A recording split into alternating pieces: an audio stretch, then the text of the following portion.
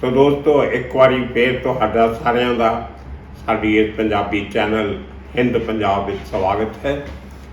ਅੱਜ ਮੈਂ ਤੁਹਾਨੂੰ ਇੱਕ ਥੋੜ੍ਹੀ ਜਿਹੀ ਹਟ ਕੇ ਗੱਲ ਸੁਣਾਊਂਗਾ। ਮਹਾਰਾਸ਼ਟਰ ਦੀਆਂ ਜੇਲ੍ਹਾਂ ਵਿੱਚ ਇੱਕ ਸਪੈਸ਼ਲ ਕਿਸਮ ਦੀ ਜੇਲ੍ਹ ਬਣਦੀ ਹੈ, ਜਿਹਨੂੰ ਕਿਹਾ ਜਾਂਦਾ ਅੰਡਾ ਸੈੱਲ। ਉਹ ਗੋਲ ਕਿਸਮ ਦੀ ਹੁੰਦੀ ਹੈ ਅਤੇ ਉਹਦੇ 'ਚ ਜਿਹੜੇ ਖਤਰਨਾਕ ਕਿਸਮ ਦੇ ਕੈਦੀ ਜਾਂ ਹਾਈ ਪ੍ਰੋਫਾਈਲ ਕੈਦੀ ਜਾਂ VIP ਕੈਦੀ ਜਿਹੜੇ ਜਾਂ ਹਾਈ ਰਿਸਕ ਕੈਦੀ, ਇਹ ਇੱਕ ਕੈਟੇਗਰੀ ਰੱਖੀ ਗਈ ਹੈ ਜਿਸ ਕਿਸਮ ਦੇ ਲੋਕਾਂ ਨੂੰ ਉਹਨਾਂ ਸੈੱਲ ਵਿੱਚ ਰੱਖਿਆ ਜਾਂਦਾ, ਜਿਹੜੇ ਬੜੇ ਹੀ ਤਰੀਕੇ ਨਾਲ ਬਣਾਏ ਗਏ ਆ, ਜਿੱਥੇ ਇੱਕ ਕੈਦੀ ਦੂਸਰੇ ਕੈਦੀ ਦੀ ਸ਼ਕਲ ਨਹੀਂ ਦੇਖ ਸਕਦਾ, ਇੱਕ ਦੂਸਰੇ ਨਾਲ ਗੱਲ ਨਹੀਂ ਕਰ ਸਕਦੇ, ਚਾਰੋਂ ਤਰਫ ਆਲੇ ਦੁਆਲੇ ਕੀ ਹੋ ਰਿਹਾ ਕਿਸੇ ਨੂੰ ਕੋਈ ਖਬਰ ਨਹੀਂ ਰਹਿੰਦੀ। ਬਹੁਤ ਹੀ ਸਿਕਿਉਰ ਕਿਸਮ ਦੀ ਉਹ ਨਿੱਕੀ ਜਿਹੀ ਇੱਕ ਜੇਲ੍ਹ ਬਣਾਈ ਜਾਂਦੀ ਹੈ, ਜਿਹਦੇ 'ਚ ਮੈਕਸੀਮਮ ਜਿਹੜੇ 9 ਕਮਰੇ ਨੇ ਉਹ ਪੂਨਾ ਦੀ ਜੇਲ੍ਹ 'ਚ ਬਣੇ ਹੈ।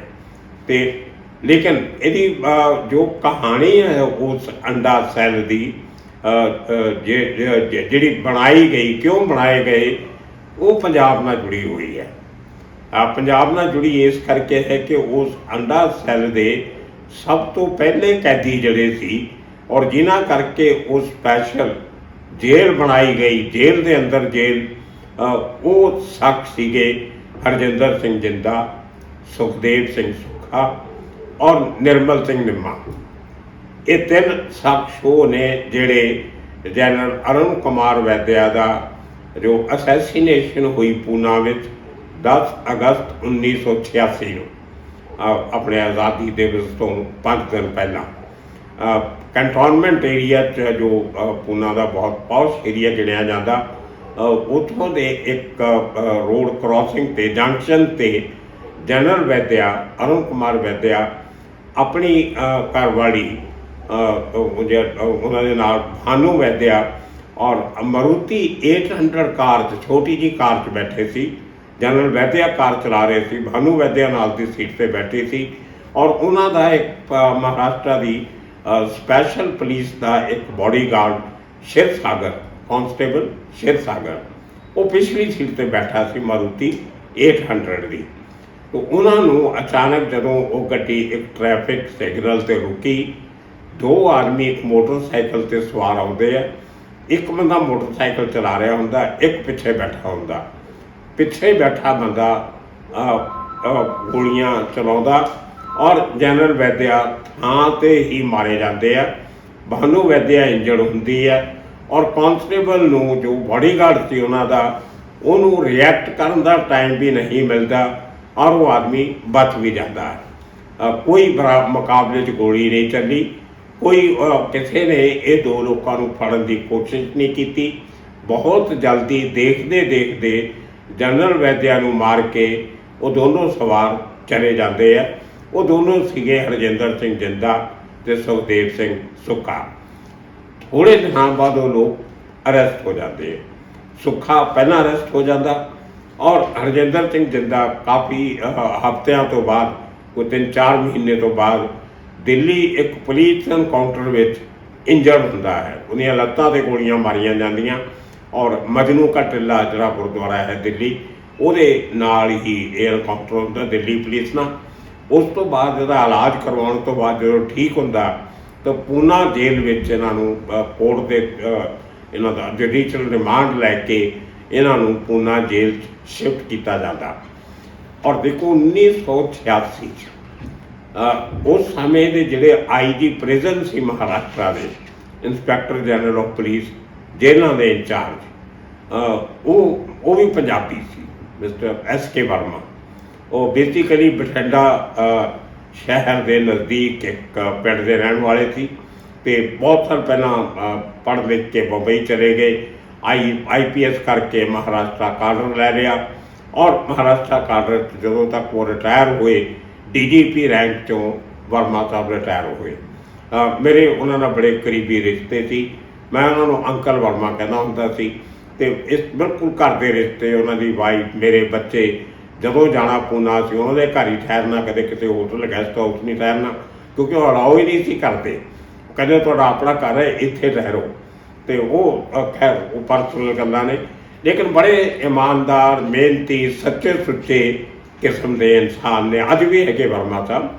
ਮੇਰੇ ਬੇਟੇ ਦੇ ਵਿਆਹ 'ਤੇ ਵੀ ਆਏ, ਸਾਡੇ ਘਰ ਦੇ ਸਾਰੇ ਫੰਕਸ਼ਨਾਂ 'ਤੇ ਆਉਂਦੇ ਆ, ਅਤੇ ਵਰਲੀ ਇਲਾਕੇ 'ਚ ਰਹਿੰਦੇ ਨੇ ਅੱਜ ਵੀ ਉਹ। ਤੋ ਉਹਨਾਂ ਨੇ, ਉਹ IG ਪ੍ਰੈਜ਼ੀਡੈਂਟ ਸੀਗੇ, ਬੜੇ ਦਿਮਾਗੀ ਆਦਮੀ ਸੀ ਉਹ। ਜੇਲ੍ਹਾਂ 'ਚ ਰਹਿ ਕੇ ਵੀ ਉਹਨਾਂ ਨੇ ਜਿੰਨਾ ਕੰਮ ਕੀਤਾ ਮਹਾਰਾਸ਼ਟਰ ਵਿੱਚ, ਉਹ ਸ਼ਾਇਦ ਬਹੁਤ ਘੱਟ ਲੋਕਾਂ ਨੇ ਕੀਤਾ ਹੋਵੇਗਾ। ਅਤੇ ਵਰਮਾ ਸਾਹਿਬ ਨੇ ਜਿਹੜੀ ਪੂਨਾ ਦੀ ਜੇਲ੍ਹ ਹੈ ਜਿਹੜੀ, ਉਹਦਾ ਬਹੁਤ ਵੱਡਾ ਏਰੀਆ, ਸੈਂਕੜੇ ਏਕੜ ਜ਼ਮੀਨ ਆ ਉਸ ਜੇਲ੍ਹ ਕੋਲੇ, ਜਿੱਥੇ ਖੇਤੀਬਾੜੀ ਵੀ ਕੀਤੀ ਜਾਂਦੀ ਹੈ। ਜਿਹੜੇ ਉਮਰ ਕੈਦੀ ਹੁੰਦੇ ਨੇ, ਜਾਂ 15 ਸਾਲ 14 ਸਾਲ 10 ਸਾਲ ਕੈਦ ਹੋਈ ਹੁੰਦੀ ਹੈ ਬਾਮਸ਼ੱਕਤ, ਉਹਨਾਂ ਤੋਂ ਖੇਤੀਬਾੜੀ, ਜਿਹੜੇ ਕਿਸਾਨ ਪੇਸ਼ੇ ਦੇ ਹੁੰਦੇ ਖੇਤੀਬਾੜੀ ਕਰਾਈ ਜਾਂਦੀ ਹੈ, ਜਿਹੜੇ ਹੋਰ ਕਿਸੇ ਦੇ ਪੇਸ਼ੇ ਦੇ ਹੁੰਦੇ ਉਹੋ ਜਿਹਾ ਕੰਮ ਕਰਵਾਇਆ ਜਾਂਦਾ। ਔਰ ਉੱਥੇ ਬਹੁਤ ਵੱਡਾ ਇੱਕ ਜੰਗਲ ਵੀ ਲਗਾਇਆ ਹੋਇਆ ਉਹਨਾਂ ਦਰਖਤਾਂ ਦਾ, ਜਿਨ੍ਹਾਂ ਦੇ ਦਰਖਤਾਂ ਦੀ ਲੱਕੜੀ ਤੋਂ ਫਰਨੀਚਰ ਬਣਦਾ। ਅਤੇ ਉਹਨਾਂ ਦੀ ਜੇਲ੍ਹ ਵਿੱਚ ਬਹੁਤ ਵੱਡੀ ਵਰਕਸ਼ਾਪ ਹੈ, ਇੱਕ ਬੜੀ ਮਾਡਰਨ ਵਰਕਸ਼ਾਪ ਹੈ, ਜਿੱਥੇ ਫਰਨੀਚਰ ਬਣਦਾ, ਟੇਬਲ, ਕੁਰਸੀਆਂ, ਮੰਜੇ, ਇਸ ਕਿਸਮ ਦਾ ਸਾਰਾ ਸਮਾਨ ਉੱਥੇ ਬਣਦਾ, ਅਤੇ ਉਹ ਕੈਦੀ ਬਣਾਉਂਦੇ ਨੇ ਸਾਰਾ। ਔਰ ਇਹ ਮਹਾਰਾਸ਼ਟਰ 'ਚ ਕੰਪਲਸਰੀ ਹੈ ਕਿ ਸਰਕਾਰੀ ਦਫ਼ਤਰਾਂ ਵਿੱਚ ਔਰ ਸਰਕਾਰੀ ਅਫਸਰਾਂ ਦੇ ਘਰਾਂ ਵਿੱਚ, ਜਿਨ੍ਹਾਂ ਨੂੰ ਸਰਕਾਰ ਅਕੋਮੋਡੇਸ਼ਨ ਦਿੰਦੀ ਹੈ, ਉੱਥੇ ਜਿੰਨਾ ਵੀ ਫਰਨੀਚਰ ਹੋਏਗਾ ਉਹ ਓਪਨ ਮਾਰਕੀਟ 'ਚੋਂ ਨਹੀਂ ਖਰੀਦਿਆ ਜਾਏਗਾ, ਉਹ ਸਾਰੇ ਦਾ ਸਾਰਾ ਪੂਨਾ ਜੇਲ੍ਹ 'ਚੋਂ ਬਣ ਕੇ ਆਉਂਦਾ, ਉਹ ਖਰੀਦ ਕੇ ਲਾਇਆ ਜਾਂਦਾ। ਉਹ ਬੜੀ ਪ੍ਰੋਫਿਟੇਬਲ ਕੰਮ ਹੈ, ਉਹ ਜੇਲ੍ਹ ਦੀ ਬੜੀ ਆਮਦਨੀ ਹੁੰਦੀ ਹੈ ਉਸ ਕੰਮ ਤੋਂ। ਤਾਂ ਉਸ ਫਰਨੀਚਰ ਬਣਾਉਣ ਲਈ ਜੋ ਦਰਖਤ ਲਗਾਏ ਗਏ ਉਸ ਜੇਲ੍ਹ ਵਿੱਚ, ਖਾਲੀ ਉਸ ਜੇਲ੍ਹ 'ਚ ਨਹੀਂ, ਮਹਾਰਾਸ਼ਟਰ ਦੀਆਂ ਬਾਕੀ ਜੇਲ੍ਹਾਂ ਜਿੱਥੇ ਜ਼ਮੀਨ ਅਵੇਲੇਬਲ ਸੀ, ਉੱਥੇ SK ਵਰਮਾ ਸਾਹਿਬ ਨੇ ਬਹੁਤ ਹਜ਼ਾਰਾਂ ਲੱਖਾਂ ਪੇੜ ਲਗਵਾਏ ਔਰ ਬਹੁਤ ਗ੍ਰੀਨ ਕਵਰ ਵੀ ਦਿੱਤਾ। ਔਰ ਇਹਦੇ ਕਰਕੇ ਉਹਨਾਂ ਨੂੰ ਸਰਕਾਰ ਨੇ ਵਨ ਸ਼੍ਰੀ ਦਾ ਅਵਾਰਡ ਵੀ ਦਿੱਤਾ। ਪਹਿਲੀ ਵਾਰੀ ਜੇਲ੍ਹਾਂ ਦੇ ਕਿਸੇ ਅਫਸਰ ਨੂੰ ਵਨ ਸ਼੍ਰੀ ਦਾ ਅਵਾਰਡ ਮਿਲਿਆ, ਜਿਹੜਾ ਅਦਰਵਾਈਜ਼ ਜਿਹੜੇ ਐਨਵਾਇਰਮੈਂਟਲਿਸਟ ਹੁੰਦੇ ਆ, ਪੇੜ ਲਾਉਣ ਦਾ ਕੰਮ ਕਰਦੇ ਆ ਸ਼ਹਿਰਾਂ ਪਿੰਡਾਂ 'ਚ, ਉਹਨਾਂ ਨੂੰ ਇਹੋ ਜਿਹਾ ਅਵਾਰਡ ਦਿੱਤਾ ਜਾਂਦਾ ਸੀ। ਲੇਕਿਨ ਇਹਨਾਂ ਨੂੰ ਜੇਲ੍ਹਾਂ ਦੀ ਚਾਰ ਦੀਵਾਰੀ ਦੇ ਅੰਦਰ ਜਾਂ ਜੇਲ੍ਹਾਂ ਦੀ ਹੱਦ ਦੇ ਅੰਦਰ ਪੇੜ ਲਾਉਣ ਲਈ ਉਹ ਇਨਾਮ ਦਿੱਤਾ ਗਿਆ ਹੈ। ਤੋ ਜਦੋਂ ਜਿੰਦਾ ਸੁੱਖਾ ਨਿੰਮਾ ਇਹ ਉਸ ਕੇਸ ਪਕੜੇ ਜਾਂਦੇ ਹੈ, ਕੋਰਟ ਤੋਂ ਇਹਨਾਂ ਨੂੰ ਜੁਡੀਸ਼ੀਅਲ ਰਿਮਾਂਡ ਹੁੰਦਾ, ਤਾਂ ਪੂਨਾ ਦੀ ਜੇਲ੍ਹਵਾੜਾ ਜੇਲ੍ਹ ਵਿੱਚ ਸ਼ਿਫਟ ਕੀਤਾ ਜਾਂਦਾ। ਹੁਣ ਉਹ ਜੇਲ੍ਹ ਜਿਹੜੀ ਪੁਰਾਣੀ ਅੰਗਰੇਜ਼ਾਂ ਦੇ ਜ਼ਮਾਨੇ ਦੀ ਬਣੀ ਹੈ, ਜਿੱਥੇ ਕੈਦੀ ਰੱਖੇ ਜਾਂਦੇ ਹੈ, ਚਾਰੇ ਪਾਸੇ ਉਹਦੇ ਓਪਨ ਜ਼ਮੀਨ ਹੈ, ਓਪਨ ਏਰੀਆ ਸਾਰਾ, ਜਿੱਥੇ ਦਰਖਤ ਲੱਗੇ ਨੇ ਔਰ ਖੇਤੀ ਹੁੰਦੀ ਹੈ। ਤੋ ਉਸ ਕੰਪਾਊਂਡ ਦੇ ਅੰਦਰ ਜਿਹੜੀ ਛੱਤ ਸੀ ਬੈਰਕਾਂ ਦੀ, ਕੈਦੀਆਂ ਦੇ ਬੈਰਕਾਂ ਦੀ, ਉਹ ਮਹਾਰਾਸ਼ਟਰ ਸਟਾਈਲ ਦੀ ਬਣੀ ਹੋਈ, ਕੋਈ ਸੀਮੈਂਟ ਦਾ ਲੈਂਟਰ ਨਹੀਂ ਸੀ ਉੱਪਰ ਪਿਆ ਹੋਇਆ, ਕੋਈ ਮਜ਼ਬੂਤ ਛੱਤ ਨਹੀਂ ਸੀ, ਕੰਧਾਂ ਜ਼ਰੂਰ ਸੀਗੀਆਂ, ਲੇਕਿਨ ਉੱਤੇ ਉਹ ਕੌਲੇ ਜਿਹਨਾਂ ਨੂੰ ਆਪਾਂ ਟਾਈਲਾਂ ਕਹਿੰਦੇ ਹਾਂ, ਛੋਟੀਆਂ ਛੋਟੀਆਂ 1 ਫੁੱਟ ਲੰਮੀਆਂ ਅਤੇ 7-8 ਫੁੱਟ ਚੌੜੀਆਂ ਟਾਈਲਾਂ, ਉੱਚੀਆਂ ਨੀਵੀਆਂ ਹੁੰਦੀਆਂ ਤਾਂ ਕਿ ਬਰਸਾਤ ਦਾ ਪਾਣੀ ਸਿੱਧਾ ਨਿਕਲ ਸਕੇ, ਉਹਨੂੰ ਕੌਲੇ ਹੀ ਕਹਿ ਦਿੰਦੇ ਨੇ ਮਹਾਰਾਸ਼ਟਰ 'ਚ। ਪੰਜਾਬ 'ਚ ਕੀ ਕਹਿੰਦੇ ਮੈਂ ਦੇਖੇ ਹੀ ਨਹੀਂ ਇੱਥੇ ਕਿਤੇ ਤਾਂ ਲੱਗੀਆਂ। ਉਹ ਟਾਈਲਾਂ ਜਿਹੜੀਆਂ ਹੁੰਦੀਆਂ ਉਹ ਰਿਮੂਵੇਬਲ ਹੁੰਦੀਆਂ, ਕੋਈ ਸੀਮੈਂਟ ਨਹੀਂ ਲੱਗਿਆ ਹੁੰਦਾ ਉਹਨਾਂ ਨੂੰ। ਕੋਈ ਵੀ ਆਦਮੀ ਇੱਕ ਟਾਇਲ ਕੱਢੋ ਅਤੇ ਪੂਰੀ ਛੱਤ ਖਾਲੀ ਹੋ ਜਾਂਦੀ, ਇੱਕ ਕੱਢ ਕੇ ਤੁਸੀਂ ਰੱਖ ਸਕਦੇ ਹੋ। ਅਤੇ ਉਹ ਜਿਵੇਂ ਕੱਚੀ ਮਿੱਟੀ ਨੂੰ ਭੱਠਿਆਂ 'ਤੇ ਪਕਾ ਕੇ ਇੱਟਾਂ ਬਣਦੀਆਂ ਨੇ, ਇਸੇ ਤਰ੍ਹਾਂ ਮਿੱਟੀ ਨੂੰ ਸ਼ੇਪ ਦੇ ਕੇ ਉਹ ਪਕਾ ਕੇ ਉਹ ਜਿਹੜੀਆਂ ਨੇ ਉਹ ਟਾਈਲਾਂ ਉਹ ਬਣਦੀਆਂ, ਕੌਲੇ ਜਿਹਨਾਂ ਨੂੰ ਕਹਿ ਦਿੰਦੇ ਹੈ, ਉਹਦੀਆਂ ਉਹ ਛੱਤਾਂ ਬਣੀਆਂ ਸੀ। ਅਤੇ ਜਦੋਂ ਜਿੰਦੇ ਸੁੱਖੇ ਨੂੰ ਉਹਨਾਂ ਬੈਰਕਾਂ 'ਚ ਬੰਦ ਕੀਤਾ ਗਿਆ, ਤਾਂ ਵਰਮਾ ਸਾਹਿਬ IG ਪ੍ਰਿਜ਼ਨ ਜਦੋਂ ਦੌਰਾ ਕਰਨ ਗਏ, ਉਹਨਾਂ ਨੂੰ ਖਤਰੇ ਦਾ ਅਹਿਸਾਸ ਹੋਇਆ। ਉਹਨਾਂ ਨੇ ਕਿਹਾ ਵੀ ਇਹ ਮੁੰਡੇ ਤਕੜੇ ਨੇ, ਫਿਜ਼ੀਕਲੀ ਲੰਬੇ ਚੌੜੇ ਵੀ ਆ, ਇਹ ਕਿਤੇ ਇਹਨਾਂ ਨੇ ਹਿੰਮਤ ਕਰਕੇ ਕਿਸੇ ਤਰ੍ਹਾਂ ਜੁਗਾੜ ਲਗਾ ਕੇ ਇੱਕ ਟਾਇਲ ਛੱਤ ਦੀ ਕਿਤੇ ਕੱਢ ਲਈ ਅਤੇ ਇਹ ਭੱਜ ਸਕਦੇ ਹੈ। ਭੱਜਣੇ ਕਹਿੰਦੇ ਸਾਡੀ ਬਦਨਾਮੀ ਬੜੀ ਹੋਣੀ ਹੈ। ਜਾਂ ਦੂਸਰਾ ਡਰ ਇਹ ਸੀ ਕਿ ਬਾਹਰੋਂ ਕੋਈ ਆਦਮੀ ਕਿਸੇ ਤਰੀਕੇ ਨਾਲ ਜੇਲ੍ਹ ਦੀ ਸਿਕਿਉਰਿਟੀ ਨੂੰ ਇੰਪ੍ਰੈਗਨੇਟ ਕਰਦੇ ਹੋਏ ਕਿਤੇ ਉਹ ਟਾਈਲਾਂ ਕੱਢ ਕੇ ਤੇ ਅੰਦਰ ਛਾਲ ਮਾਰ ਕੇ ਆ ਗਏ, ਇਹਨਾਂ ਨੂੰ ਮਾਰ ਗਏ ਜਾਂ ਛੁਡਾ ਕੇ ਲੈ ਗਏ, ਉਹ ਵੀ ਹੋਰ ਖਰਾਬੀ ਹੋਏਗੀ। ਅਤੇ ਇਸ ਕਰਕੇ ਇਹਨਾਂ ਨੇ ਜਿਹੜੇ ਜਿਹਨੂੰ ਆਪਾਂ ਕਾਲ ਕੋਠੜੀ ਕਹਿ ਦਿੰਦੇ ਹਾਂ, ਉਹਦੇ ਉੱਪਰ ਵੀ ਛੱਤ ਜਿਹੜੀ ਸੀ ਉਹ ਇਹੋ ਜਿਹੀ ਛੱਤ ਸੀ ਜਿਹੜੀ ਸਿਕਿਉਰਿਟੀ ਦੇ ਹਿਸਾਬ ਨਾਲ ਸੇਫ ਨਹੀਂ ਸੀ। तो वर्मा साहब ने अपनी सरकार नाल गल की होम डिपार्टमेंट के PWD के अफसरां नाल कि एक स्पैशल फैसिलिटी उस जेल की चार दीवारी के अंदर बनानी चाहिए, जिथे मॉडर्न किस्म के दियां काल कोठड़ियाँ बननियाँ चाहिए, जिथे एक बंदे का जो वास्ता है दूसरे बंदे ना ना पवे और उन्होंने जिंद जान भी सिक्योर रहे, तो उन्होंने उत्थे ताज़ी हवा ते जो रोशनी का बंदोबस्त भी हो गए। तो इस तरह की सलाह करते करते उन्होंने दुनिया भर दियां जिहड़े वड्डे कंट्रीज़ दियां मॉडर्न जेलां सी उन्हां दे डिज़ाइन मंगवाए। उहदे च अपनी भारत सरकार के जिहड़े सफारतखाने ने बाहर अपने अंबैसीज आपां जिन्हां नूं कह दिंदे आ, उन्हां दे थ्रू उस कंट्रीज़ दियां जेलां दे नक्शे मंगवाए गए। वो न्यूयॉर्क को मंगवाए गए, रशिया दियां कुछ जेलों ने मंगवाए गए, जर्मनी तो जिथे पुराने क्रिमिनल रखा जाता सी नाज़ी हुकूमत के टाइम से, इस तरह इजराइल तो साउथ अफ्रीका, ब्राज़ील, इस किस्म के 11-12 कंट्रीज़ के जेलों के नक्शे बनावट और उन्होंने पूरी तरकीब वो मंगवाई गई। बहुत जल्दी एक मतलब एमरजेंसी फुटिंग पर यह काम किया गया। सरकार ने स्पैशल बजट भी सैंक्शन किया कि 1.5-2 करोड़ रुपया शायद, अगर मैनू बराबर याद है, उन्होंने दिनों सरकार ने सैंक्शन किया। वो जो सारे डिज़ाइन इकट्ठे हुए तो महाराष्ट्र के जोड़ा आर्कीटैक्चर डिपार्टमेंट है वो PWD पुलिस के सिक्योरिटी ऑफिसर इंचार्ज इस किस्म का करके उन्होंने पूरी डिस्कशन करके एक नवा डिज़ाइन तैयार किया जोड़ा गोल शेप का सीगा। उसकी शेप करके ही उसनों अंडा सैल कहा जाता है। आपां अंडा सैल कह देंगे, हिंदी च अंडा सैल कह देंगे।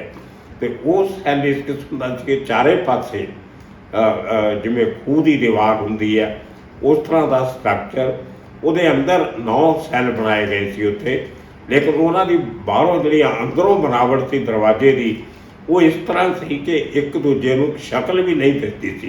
हालांकि अंदरोों गुड़ाई चंद एक विहड़ा बनाया जिथे एक कैदी को एक समय कढ़ के उस विहड़े के विच ही उन्होंने सैर करन दा, एक्सरसाइज करन दा टाइम के हिसाब नाल उन्होंने मौका मिलता है।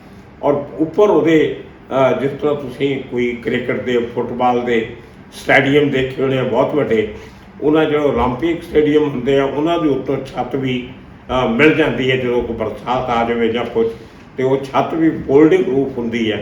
उस किस्म का कंसैप्ट जोड़ा है वो इस अंडा सैल का सीगा।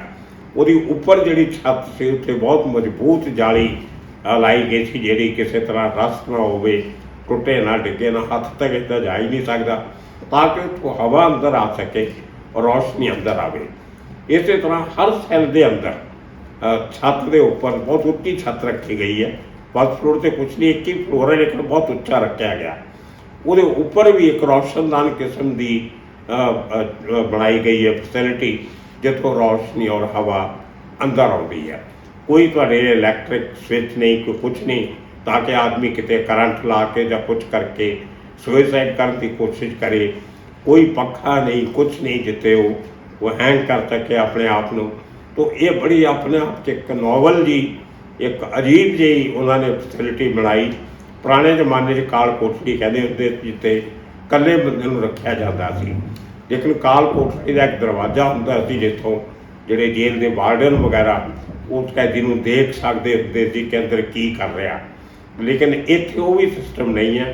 टोटल तुहानूं मतलब तुसीं कट ऑफ हो जाता आदमी दुनिया तो। इस करके उत्थे जिहड़े हार्डन क्रिमिनल होंदे आ ਜਾਂ VIP अतर सूख वाले या इस किस्म के जोड़े असैट होंगे उन्होंने उत्थे रखे जाता। तो वो बहुत जल्दी वो वार फुटिंग से वो जेल तैयार की गई और उस जेल के सब तो पहले कैदी जड़े सी वो बने हरजिंदर सिंह जिंदा, सुखदेव सिंह सुखा और निर्मल सिंह निम्मा। वो कंसैप्ट इन्ना पॉपूलर होया कि उस तो बाद महाराष्ट्र दियां 5-6 होर जेलों के भी उस तरह के अंडा सैल बनाए गए। इहो जिहा एक अंडा सैल बंबई की ਆਰਥ ਰੋਡ ਜੇਲ੍ਹ ਵਿੱਚ ਵੀ ਬਣਾਇਆ ਗਿਆ, ਜਿੱਥੇ 93 ਬਲਾਸਟ ਤੇ ਅਕਿਊਜ਼ਡ, ਵੱਡੇ ਜਿਹੜੇ ਅਕਿਊਜ਼ ਸੀਗੇ, ਉਹਨਾਂ ਨੂੰ ਉਹਨਾਂ ਸਪੈਸ਼ਲ ਸੈੱਲ ਵਿੱਚ ਰੱਖਿਆ ਗਿਆ, ਜਿਨ੍ਹਾਂ 'ਚੋਂ ਯਾਕੂਬ ਮੈਮਨ, ਜਿਹਨੂੰ ਟਾਈਗਰ ਮੈਮਨ ਦਾ ਭਰਾ, ਜਿਹਨੂੰ ਬਾਅਦ ਵਿੱਚ ਫਾਂਸੀ ਵੀ ਹੋਈ ਬਲਾਸਟ ਦੇ ਕੇਸ ਦੇ ਦੌਰਾਨ, ਉਹ ਵੀ ਉਸੇ ਸੈੱਲ ਵਿੱਚ ਰਹਿੰਦਾ ਸੀ।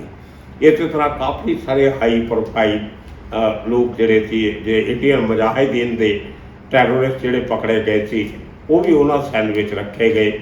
ਉਸੇ ਤਰ੍ਹਾਂ ਹਿਜ਼ਬੁਲ ਮੁਜਾਹਿਦੀਨ ਦੇ ਲੋਕ, ਇੰਡੀਅਨ ਮੁਜਾਹਿਦੀਨ ਦੇ Simmi student Islamic movement of India, ਉਹਦੇ ਜਿਹੜੇ ਬੰਦੇ ਟੈਰਰਿਸਟ ਫੜੇ ਗਏ ਸੀ, ਉਹ ਵੀ ਉੱਥੇ ਰੱਖੇ ਗਏ।